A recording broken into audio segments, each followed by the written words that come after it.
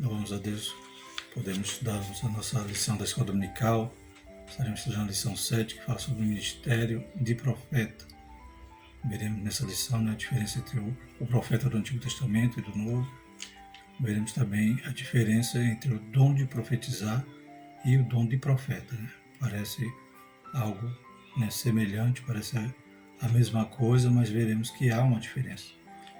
Estudando ainda os dons espirituais ministeriais, a nossa lição trimestre, que é servindo a Deus e aos homens com poder extraordinário, revista comentada por pastor Elinaldo Renovato. O textual de nossa lição diz: E a um expôs Deus na igreja, primeiramente apóstolo, em segundo lugar profeta, em terceiro doutores, depois milagres, depois dons de curar, socorro, governos, variedade de línguas. Está lá em 1 Coríntios 12, 28. Nesse texto a gente vê que Paulo ele junta tanto alguns dons ministeriais, como apóstolo, profeta e doutores, esses do qual nós começamos a estudar na lição passada. Também ele coloca aqui nesse mesmo texto alguns dons espirituais e dons assistenciais, demonstrando que os dons, todos eles têm a mesma importância, Então, todos eles têm um propósito comum, que é a edificação da igreja. A verdade prática diz: um ministério de profeta é fundamental para a igreja de Cristo nos dias atuais. Então veremos também, poderemos extrair dessa lição que esse ministério é atual e necessário para a igreja. Nós veremos a sua importância. A leitura bíblica em classe se encontra em 1 Coríntios 12, 27 ao 29 e Efésios 4, de 11 a 13. Passamos a leitura. 1 Coríntios 12. Ora, vós sois o corpo de Cristo, e seus membros em particular. E a uns pôs Deus na igreja, primeiramente apóstolo, em segundo lugar profeta, em terceiro doutores, depois milagres, depois dons de curar, socorros, governos, variedade de língua. Porventura, são todos apóstolos? São todos profetas? São todos doutores? São todos operadores de milagre? Efésios 4. E ele mesmo deu uns para apóstolos, outros para profeta, outros para evangelistas e outros para pastores e doutores, querendo o aperfeiçoamento dos santos, para a obra do ministério, para a edificação do corpo de Cristo, até que todos cheguemos à unidade da fé, ao conhecimento do Filho de Deus, a varão perfeito, à medida da estatura completa de Cristo. O objetivo da nossa lição, o objetivo geral, foi o desenvolvimento do ministério de profeta. Então, partiremos lá do Antigo Testamento até a atualidade. O objetivo específico é descrever a função do profeta no Antigo Testamento, explicar o ofício do profeta no Novo Testamento e discernir o verdadeiro do falso profeta. Interagindo com o professor, extraímos o seguinte: o ministério de profeta é um dom de Deus para a igreja atual. O profeta é chamado para falar segundo o coração do Pai. No Antigo Testamento, alguns sofreram perseguições terríveis por trazer ao israelita a mensagem divina. Em o Novo Testamento, os profetas não perderam a preeminência, a importância. Eles, juntamente com os apóstolos, eram as colunas da igreja. Atualmente temos a Bíblia, a profecia maior, porém, o Senhor continua a levantar e a usar seus porta-vozes para revelar sua mensagem ao seu povo. Nós já podemos extrair também aí, adiantando aí uma das definições do termo profeta, que é porta-voz. Deus continua usando. Nós hoje temos a profecia das profecias, que é a palavra de Deus, já foi revelada, já foi cerrada, o canon tanto do Antigo como do Novo Testamento. Mas Deus continua falando. Deus ainda ele continua sendo onipresente, como nós vimos quando estudamos a respeito dos dons de elocução, que tratava do Deus presente, do Deus que comunica, o Deus que fala conosco. Na introdução diz o seguinte: a lição desta semana versa sobre o dom ministerial de profeta. Estudaremos alguns aspectos desse dom à luz da Bíblia, mas também considerando o contexto histórico e cultural do Antigo e do Novo Testamento. O ministério do profeta é altamente importante para os nossos dias, pois, de acordo com o ensino dos apóstolos, tal ministério tem um valor excelso para a igreja de qualquer tempo e lugar. Nosso primeiro tópico é o profeta do Antigo Testamento. Conceito. Então vamos falar sobre o profeta no Antigo Testamento. O profeta do Antigo Testamento era a pessoa incumbida para falar em nome de Deus. O Altíssimo fazia dele o seu porta-voz, o embaixador que representava os interesses do reino divino na terra. Designava-o a falar para toda a nação israelita, até mesmo povos e nações estranhas. Então o profeta no Antigo Testamento tem toda essa incumbência, não só de ser o porta-voz de Deus, mas além de ser o porta-voz, ele haveria de falar não só a Israel, mas as outras nações que estavam muitas das vezes se rebelando contra Deus. E além disso, o profeta ele ungia reis, governantes até de outras nações. Então era um porta-voz, um embaixador que representava ele não somente em Israel, mas também em terras estranhas. Como diz em Jeremias 1,5: Antes que te formasse no ventre, eu te conheci, e antes que saísse da mata, te santifiquei, e as nações te dei por profeta. A palavra profeta, no hebraico, ela é nabi, que vem da raiz verbal nabá. Essa palavra significa anunciador. Também podemos ver outros termos sendo usados como profeta, que é Roesh e Rosé, que significa aquele que vê, o vidente. Embora o Nabi é o que mais aparece no texto bíblico, mais de 300 vezes, o anunciador. Ao longo de toda a história veterotestamentária, o Senhor levantou homens e mulheres para profetizarem em seu nome. Então temos aí alguns exemplos, Embora a Bíblia também ela vai nos mostrar que Enoque é chamado profeta, Abraão, também é chamado profeta. Vamos ver Miriam profetiza, vamos ver, então Moisés profeta, então outros homens de Deus que foram profetas. Tem também os 70 que profetizaram ali no arraial, os 70 ali de Moisés. Então vamos ver alguns que profetizaram e outros que eram chamados profetas. Mas esses são profetas chamados orais, eles não têm um livro. Como durante toda a história de reis, a gente vê inúmeros profetas ali que são citados na sua ação e não é registrado em algum livro com seu nome. Temos também Samuel, que é o último dos juízes, o primeiro dos profetas da nação de Israel, Elias, Eliseu, profetisa Uza e muitos outros, literários, como Isaías, Jeremias, Daniel, Amós. Então, temos muitos profetas. E na literatura hebraica, então a própria Bíblia hebraica, o Taná, é dividido em leis, profeta e escritos. Então vemos que o profeta é uma divisão da Bíblia hebraica. Segundo tópico, subtópico, o ofício. Através da inspiração divina, o profeta recebeu uma revelação que desvendava o oculto, anunciava o juízo, emitia conselhos e advertência divina. Percebemos que o ofício do profeta, ele passava por todas essas funções, Então o profeta recebia a revelação, alguma coisa que estava oculta, ele anunciava juízo tanto ao povo de Israel, às tribos de Judá, e além de juízo de nações estrangeiras. Também emitia conselho, algumas pessoas iam procurar os profetas, buscar conselhos antes de ir para a guerra, por exemplo. Então a sua função era vasta.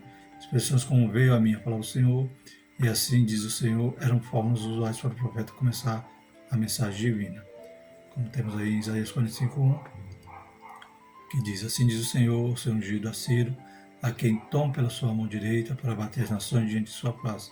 Eu soltarei os nomes dos reis para abrir diante dele as portas, e as portas não se fecharão. Então percebemos aí Deus falando através do profeta Isaías, e uma das expressões sempre usadas, assim diz o Senhor, então veio a minha palavra do Senhor, vemos ali o alcance da profecia, que o escopo dela era mundial, né? Então, Deus revelando ali a Isaías, muitos anos antes, a respeito daquele general Ciro que posteriormente, né, ia ser um grande, né, um general combatente ali vencendo as nações. Tudo isso, né, estava ali sendo revelado porque estava no controle de Deus, na vontade de Deus. Deus tinha predito tudo isso, né, para que Isaías registrasse e lá na frente Daniel pudesse mostrar ali a Ciro: ó Ciro, Deus já falava de você muitos anos antes de você nascer. Símbolos e visões também eram formas de Deus falar através dos profetas ao seu povo. Então, sabemos disso, Daniel, né, Jeremias, Ezequiel, todos eles percebemos ali a profecia, né? Muitas das vezes vinha né, encorpada, né, em algum símbolo, em algum tipo ali que poderia até fazer com que o povo entendesse melhor ou não, né? Poderia ser algo oculto a ser revelado posteriormente.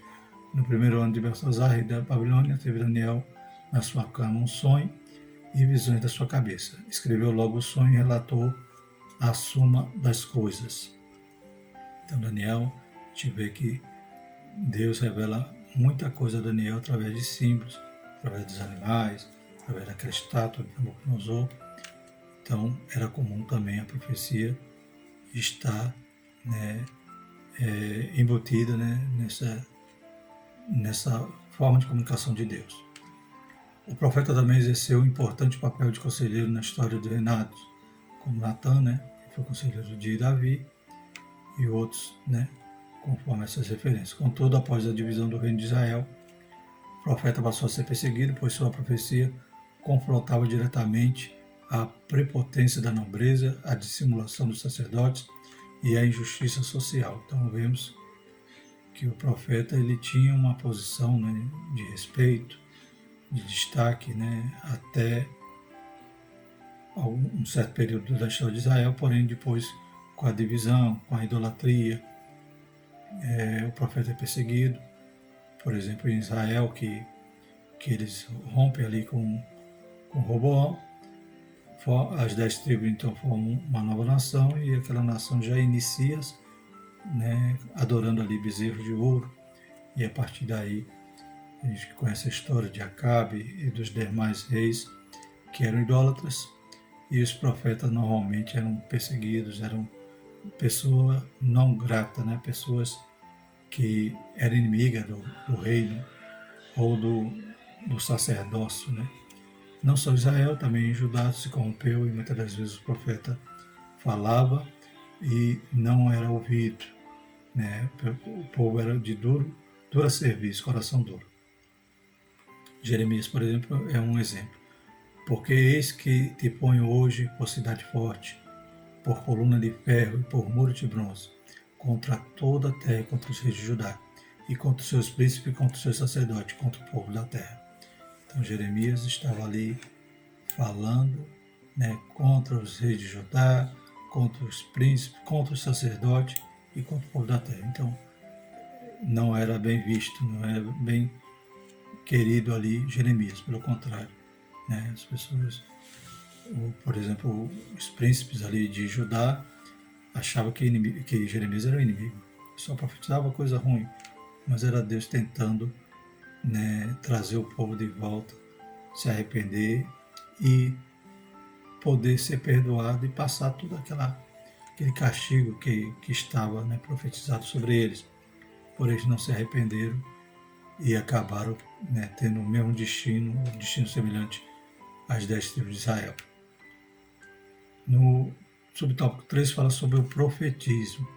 De acordo com o dicionário teológico CPAD, o profetismo foi um movimento que surgiu no período aproximado do século 8, tanto em Israel quanto em Judá. Então, aproximadamente no período do profeta Amós até Malaquias.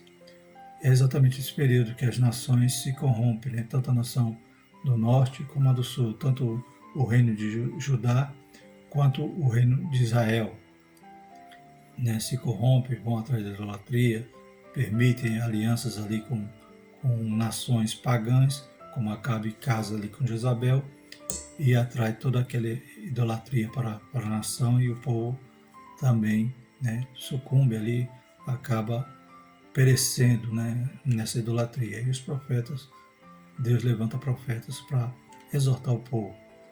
Como diz aqui, o objetivo desse movimento era restaurar o monoteísmo hebreu, né, porque já estava, né, estava quebrado, né, essa lei, né, ou seja, eles não estavam mais obedecendo de ter somente um Deus, estavam adorando outros deuses, combatendo a idolatria, denunciar as injustiças sociais, proclamar o dia do Senhor e reavivar a esperança messiânica. Então, a partir do momento que eles não serviam mais, não obedeciam mais a Deus, percebemos que toda a lei, né, que era perfeita, né, que cuidava do povo, que tinha ali todos os preceitos sociais, né, morais, e o povo deixa de lado, então dá espaço para a injustiça social e outras mazelas na nação, tanto de Israel como depois de Judá,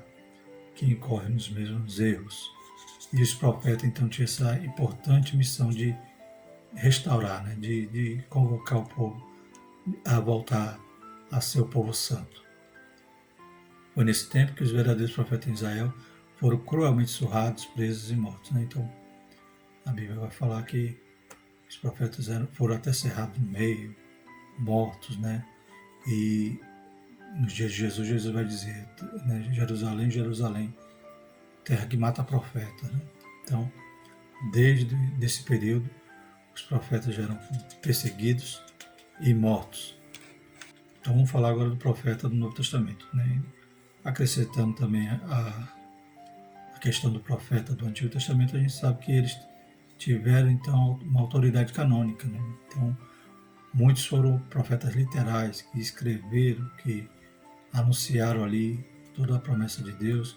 Deus, né, dá a eles a revelação do plano da salvação, então eles vão de forma, né, sabemos que a revelação de Deus, ela é progressiva, então Deus vai usando os profetas, vai revelando, eles vão registrando.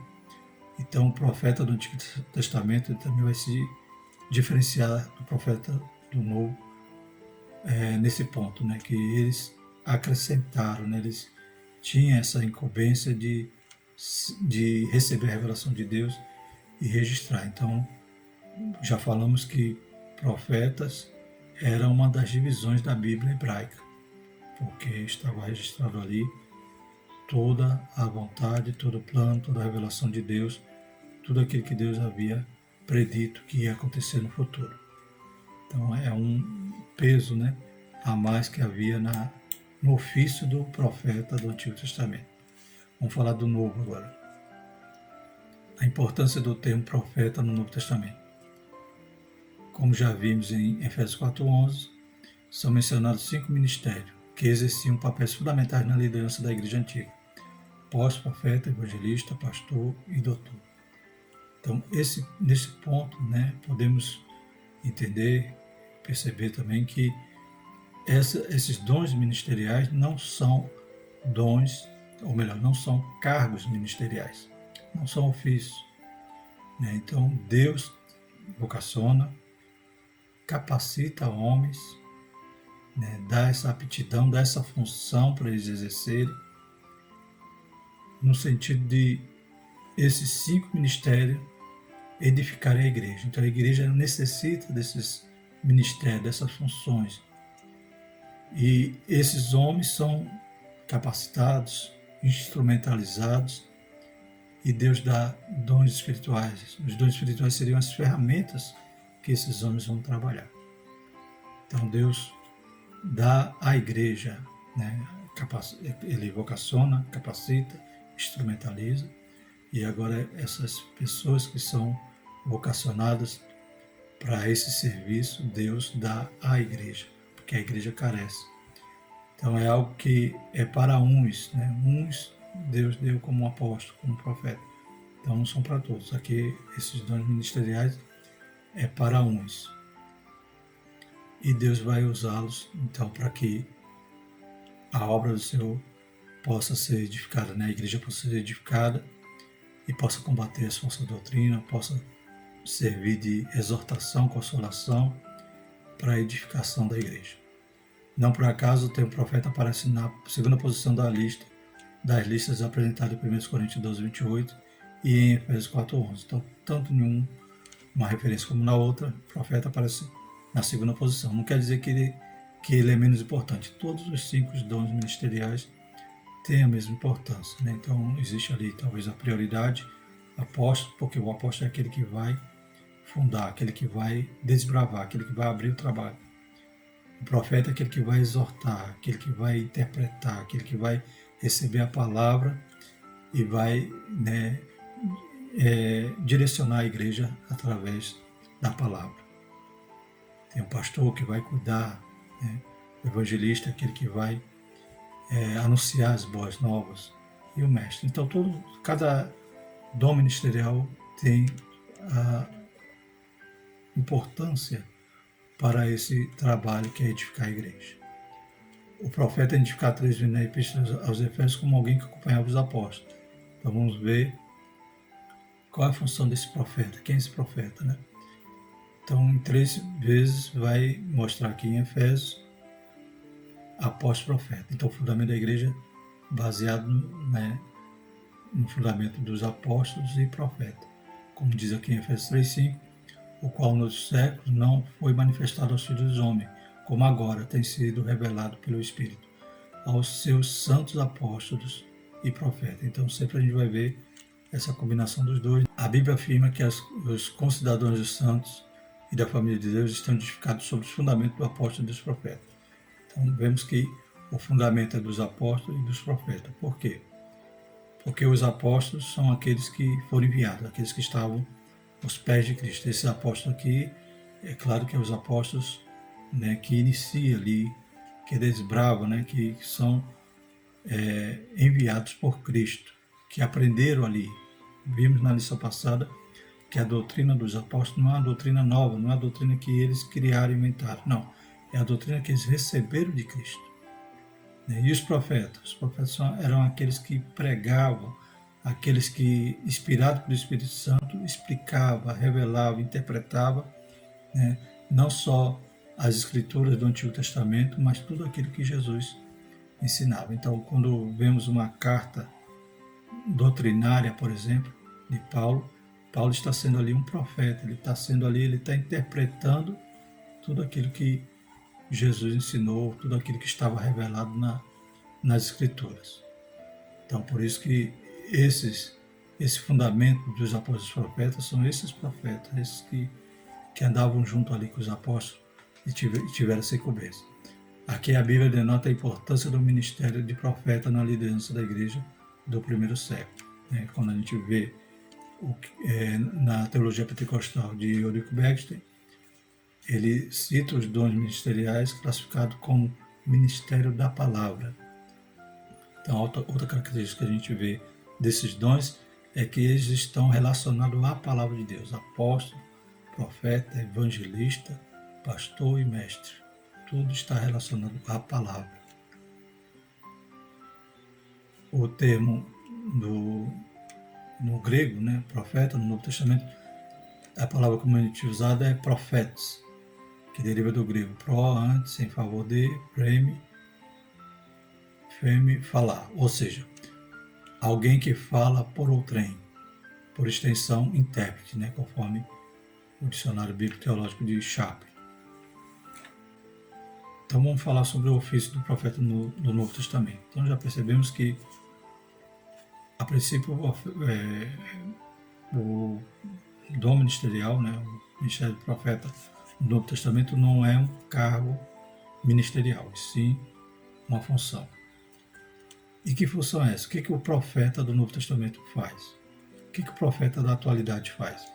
Temos aqui 3 definições durante esses tempos da Bíblia do Instituto Pentecostal. Os profetas eram homens que falavam sob o impulso direto do Espírito Santo e cuja motivação e interesse principal era a vida espiritual e pureza da igreja, sobre o novo concerto.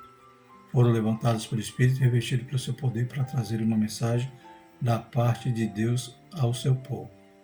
Então, lembrando daquele conceito que todos os ministérios, dons ministeriais, são ministérios da palavra.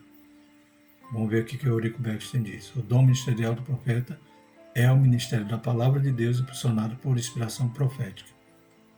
E Antônio Gilberto diz o seguinte: o profeta é um pregador especial com mensagem especial. Sua mensagem apela à consciência da pessoa em relação a Deus, a si própria, ao pecado e à santidade. Então, a gente vai ver mais à frente que há uma diferença entre o dom de profetizar e o dom de profeta. O dom de profetizar vai ser algo ocasional e esporádico. Deus usa quem quer, a hora que quer, ele pode revelar então, uma mensagem para a igreja através de qualquer crente. Mas é algo esporádico.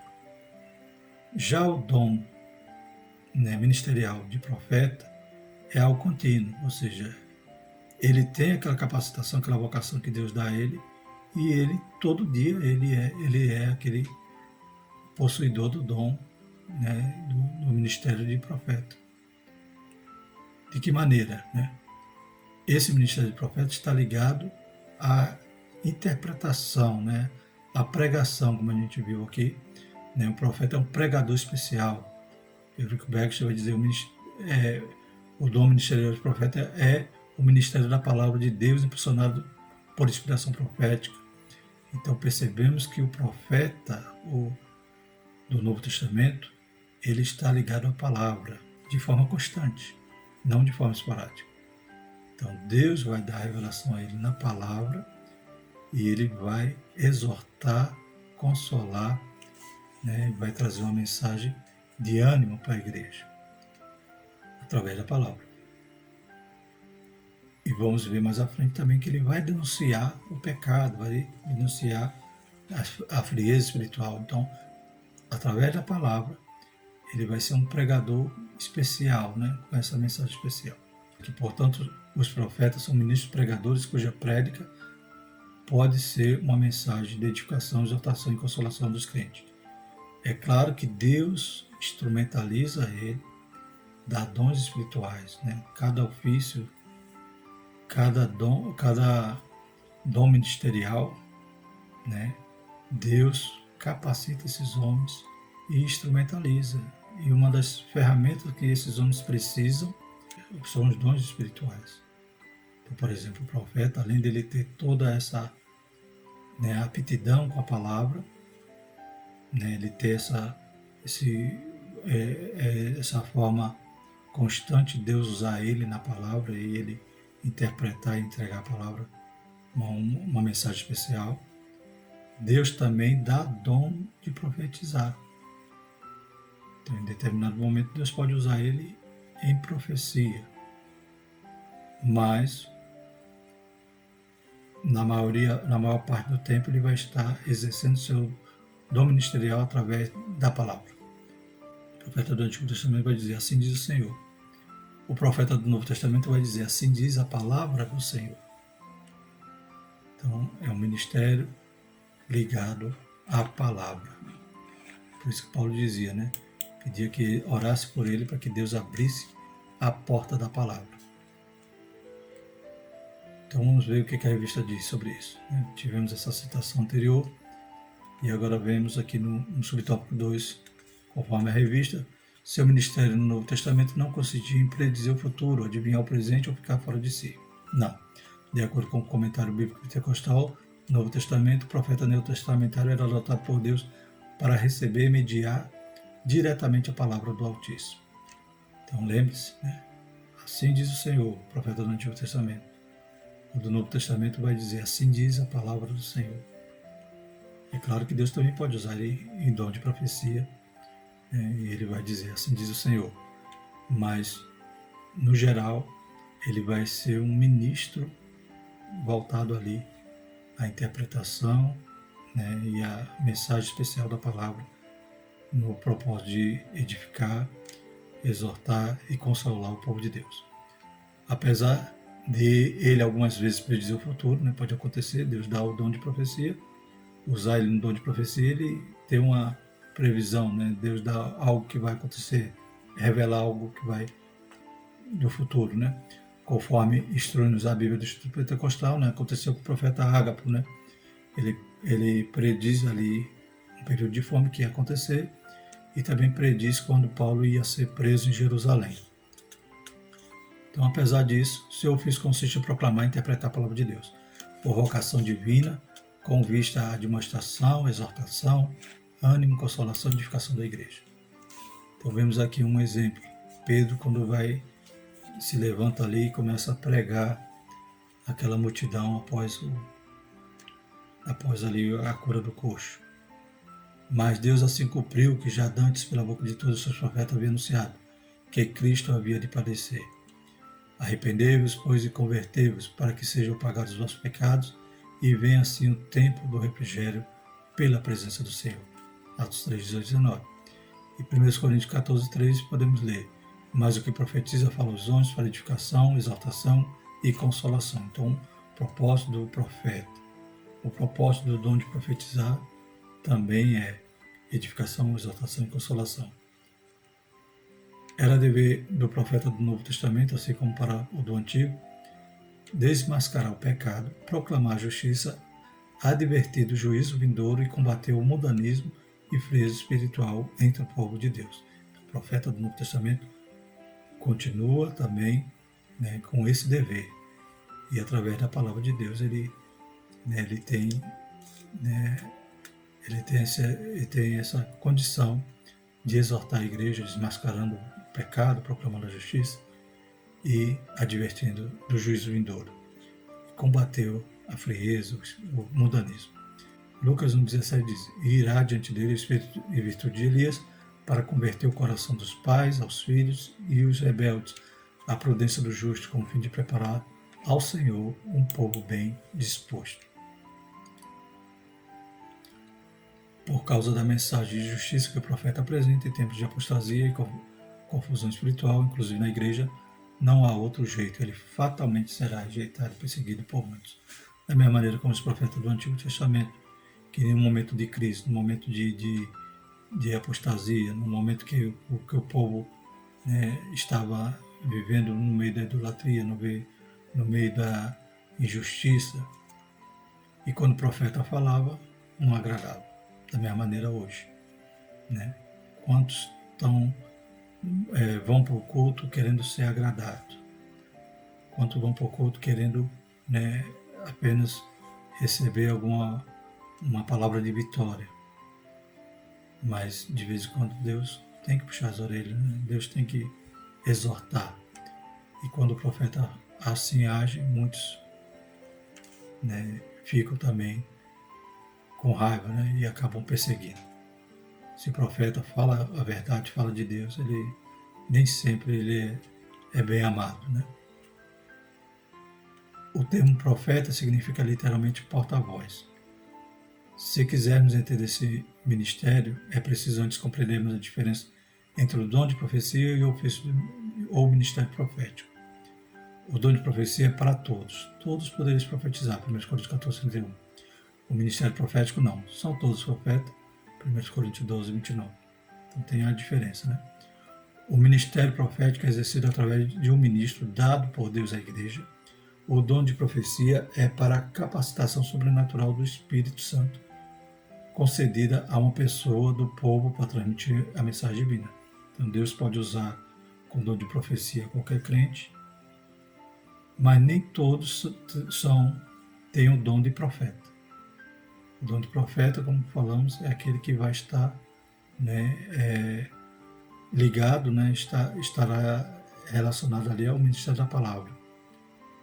E o dom de profecia, Deus pode usar qualquer crente que é batizado com o Espírito Santo.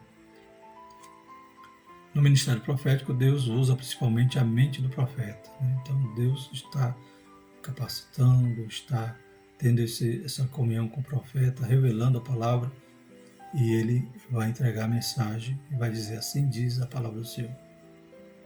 E no dom de profecia, Deus usa principalmente o aparelho fonador da pessoa, e Deus vai já dar uma mensagem direta, podendo usar tanto o profeta como qualquer outro crente. Nem todo aquele que é usado em dom de profecia é profeta. O objetivo do dom ministerial de profeta.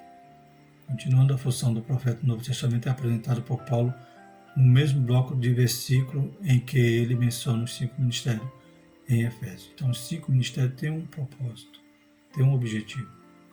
Qual é? Ou seja, o profeta é chamado por Deus a levar a igreja de Cristo a uma plena maturidade cristã, pois como o organismo vivo, a igreja, o corpo de Cristo, deve desenvolver-se para edificação em amor. Então, o profeta tem essa função, né? Então, tem uma analogia que faz a respeito de uma construção e diz que o apóstolo é aquele que faz o fundamento, que vai cavar lá o alicerce, o evangelista é aquele que vai buscar as pedras, o pastor é aquele que assenta as pedras, o mestre é aquele que ajeita, conserta as pedras, né, tira tudo que as imperfeições das pedras. E por último, né, o profeta seria aquele que vai ser o controle de qualidade, ou seja, toda vez que tiver alguma coisa torta, Deus vai usar o profeta para exortar. Então, é uma obra em conjunto, carece dos 5 ministérios. Para que tal seja uma realidade, os profetas do Senhor devem desempenhar suas funções capacitados e dirigidos pelo Espírito Santo. Nosso último tópico, discernindo o verdadeiro profeta do falso. É claro que existiria inúmeras características para a gente distinguir a questão da profecia do verdadeiro e do falso. O autor aqui da lição deixa-nos a respeito, né, de algumas. Né? A primeira que ele cita é simplicidade versus arrogância. 2 características do verdadeiro profeta são a simplicidade e o amor. Ainda que a palavra seja de juízo, o coração do profeta transborda de amor e a sua conduta simples demonstra a quem ele está servindo. O Deus de amor, a quem ele está servindo, o Deus de amor.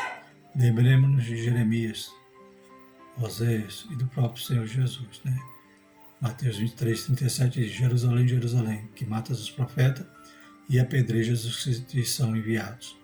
Quantas vezes quis eu ajuntar os teus filhos, como a galinha junta os teus pintos debaixo das asas, e tu não quiseste. Da mesma maneira como Jesus agia, como Jeremias, outros exemplos da Bíblia, o que movia o profeta não era a arrogância, não era a ruindade, né? Mas era o amor. Né? Com exceção de Jonas. Né? Jonas não queria ir pregar porque não desejava que Deus salvasse aquela nação. Mas o profeta, ele não pode ser arrogante. Ele tem que lembrar que ele também é barro, que ele também, né, é falho. Então ele não pode querer pisar em ninguém e ele tem que desejar, através da sua mensagem, que aquelas vidas se salvem, que aquelas vidas se convertam. Né? Então ele tem, o seu combustível tem que ser o amor e tem que ser simples. Né? O profeta não pode ser arrogante, não pode ser vaidoso. Já o falso profeta só pensa em si, seus status e benefícios. Né? Então o falso profeta só pensa em lucrar, em ter honra, em ter galardão terreno. Profetiza objetivando a autopromoção. Ele mente, ilude e engana. Lembremos de Ananias, o profeta mentiroso que enfrentou Jeremias. E normalmente esse tal profeta ele vai querer o quê? Profetizar a bênção. Né? Ele vai enganar, ele vai iludir. E vai decepcionar aquele que vai dar crédito à sua profecia que de forma simples, né? Não julga, não discerne. E Ananias, então, o exemplo que a lição nos dá diz: falou Ananias aos olhos de todo o povo, dizendo: assim diz o Senhor, assim quebrarei o jugo de Nabucodonosor, rei da Babilônia, depois de passar 2 anos completos de sobre o pescoço de todas as nações. E Jeremias, o profeta, se foi tomando seu caminho. Né? Então Jeremias estava entregando a mensagem, a verdadeira profecia, né? Falando sobre o jugo ali, colocou aquela canga no pescoço, mostrando o jugo ali da Babilônia. Se ele se submetesse, seria um jugo mais suave. Mas vem Ananias, né, para falar o que o povo quer, não o que Jeremias dizia, porque Jeremias estava dizendo, né, que haveria um cativeiro de 70 anos. E vem Ananias e diz, não, daqui a 2 anos isso vai passar. Isso é ligeiro. Daqui a pouco Nabucodonosor vai perder toda a sua posição, não somente diante de Israel, mas diante de todas as nações.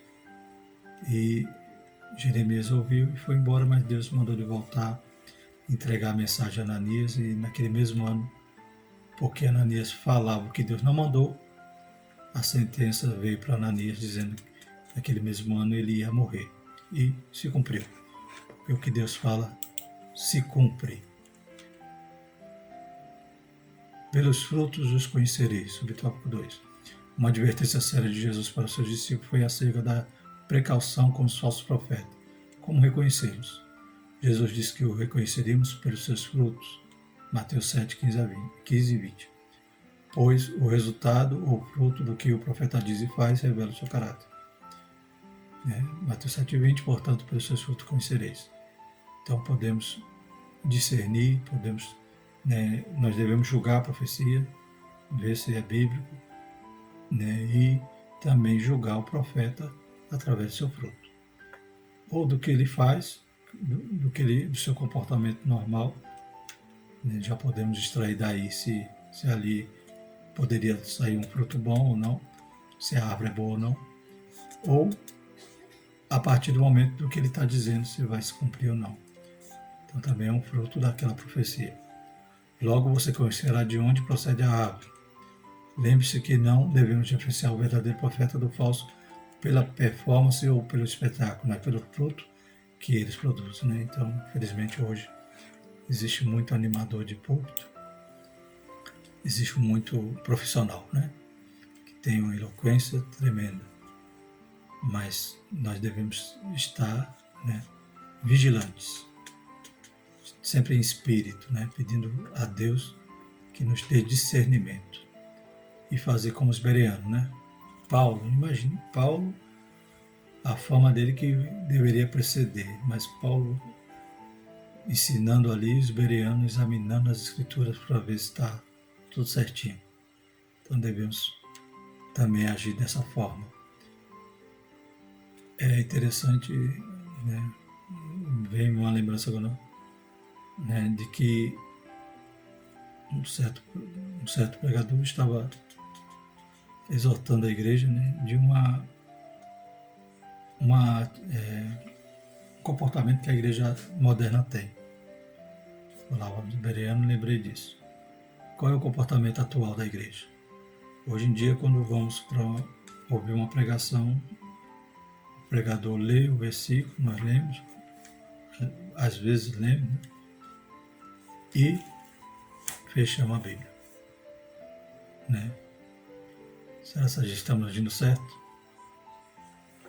Ou deveríamos estar ali atento à mensagem, examinando ali o texto? Glórias a Deus, Então, muitos hoje já nem abrem a Bíblia. E outros fecham e deixam o pregador falar. Mas que nós possamos estar atentos à palavra de Deus, com a Bíblia aberta, examinando. Amém?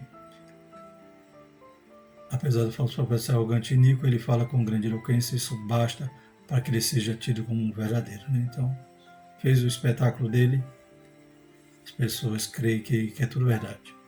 Na obra, assim diz o Senhor, ou melhor, na obra, assim diz o Senhor, CPAD John Bevere diz que os falsos profetas são aqueles que ministram em nome de Jesus nas nossas igrejas e conferências, os que partem o coração do justo, e que, embora o ministério seja apresentado em nome de Jesus, não é desempenhado pelo seu Espírito.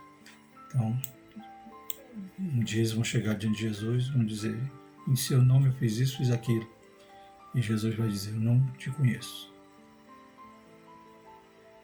Não tenha medo, na autoridade do Espírito de Deus, acautele-se dos falsos profetas. Seja prudente. O Espírito Santo, mediante o Evangelho, te fará discernir a procedência desses enganadores. Não se deixe conduzir por eles. Amém, irmãos? Concluindo, acabamos de estudar o exercício do ministério de profeta no Antigo e no Novo Testamento. Vimos que tal ministério, juntamente com os 2 apóstolos, era um dos pilares na liderança da igreja do primeiro século. né? Então Paulo também é chamado profeta, Barnabé, né? Vemos Ágapo, vemos também Silas. Então, os profetas que acompanhavam ali os apóstolos tinham essa incumbência, né, de interpretar as Escrituras. Apesar de, ao longo da história da igreja, o ministério de profeta ter perdido preeminência, sabemos quanto ele é importante para a vida espiritual da igreja de Cristo. Então não temos o cargo ministerial de profeta, mas temos a função, né, de profeta. Temos, né, a incumbência, temos a vocação ali, ou a capacitação que Deus dá a homens e dá esses homens à igreja. Homens, dons. A Bíblia, o comentário de geração vai dizer também que os apóstolos eram apóstolos profetas, porque tanto foram enviados, tanto eram desbravadores, tanto estavam lá incumbidos ali do que Jesus entregou a eles, como também, né, interpretavam, exortavam, né, e combatia todo o pecado, toda a frieza espiritual. O profeta do Senhor, com autoridade e sabedoria divina, deve desmascarar a injustiça e o falso profetismo e primar pela edificação da igreja do Senhor Jesus. Que Deus levante os legítimos profetas. Amém? Então, todos os dons ministeriais são dons da palavra, né? São ministérios da palavra. Que Deus nos ajude e que Deus abra a porta da palavra, que também possamos, através dela, né, Deus falar com a igreja de maneira poderosa, de maneira que venha a servir para que a igreja cresça, se edifique, se santifique. Amém? E Deus também vai continuar usando, né, com poder. E quando for da sua vontade, Ele também, né, utiliza-se desses homens ou de qualquer outro através do dom de profetizar. Porque Deus não está longe. Nós não cremos no deísmo, né, que Deus fez tudo e foi embora. Não, Ele está conosco. O Emanuel está conosco todos os dias até a consumação dos séculos. Próxima lição vamos falar sobre o ministério de evangelista, né? Então estaremos também desvendando, né, tirando todas as dúvidas sobre esse ministério, para que possamos entender e orar a Deus, para que Deus levante homens com essa vocação. Amém? Bendito é o nome do Senhor. Vamos agradecer ao Senhor e pedindo a Ele que guarde e que abençoe cada classe da escola dominical e continue nos guardando, livrando desse mal que assola a humanidade. Santo Deus, mais uma vez entregamos, Pai, as nossas vidas nas Tuas mãos, te agradecendo, Pai, por tudo que o Senhor tem feito, pelos livramentos, pela Tua misericórdia que é sobre nós. Pai, nos ajuda, venha edificar a Tua igreja, Pai. Dá dons, Pai, à Tua igreja, dá homens de dons à Tua igreja. Levanta, Pai, no meio dos alunos, Senhor Jesus, vocacionados para Te servir de maneira poderosa. Deus Santo, Deus Poderoso, continua abençoando cada escola dominical, cada classe, cada professor, pastor, sobreintendente, todos aqueles que amam esta obra, em nome de Jesus. Vai despertando a Tua igreja, Pai, para poderem ir para a classe, para a escola dominical, para aprender de Ti que é manso e humilde de coração. Em nome de Jesus, nós Te louvamos e Te agradecemos. Amém. Por tudo isso dizemos que a graça do nosso Senhor Jesus Cristo, o amor de Deus e a consolação do Espírito Santo permaneça sobre nós, hoje e para todos sempre. Amém.